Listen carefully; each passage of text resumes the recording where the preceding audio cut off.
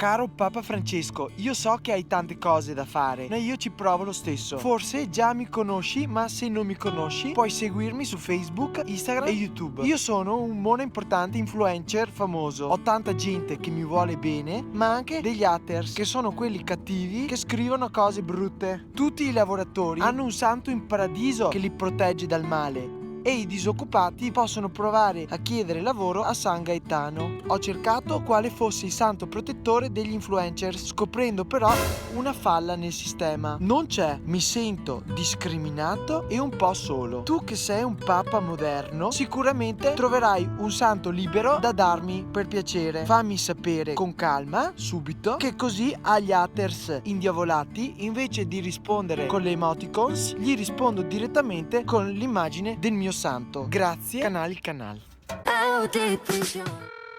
Sì, sorella? Prego, Se per la Santa Messa vi serve del vino buono, 2 cartoni li faccio saltare fuori. Ma non l'ho scritto perché sembrava un do des. lei vuole mandare il vino o no? Sì. Se lei vuole mandare il vino, lei manda, le scatta il nome del Papa, basta.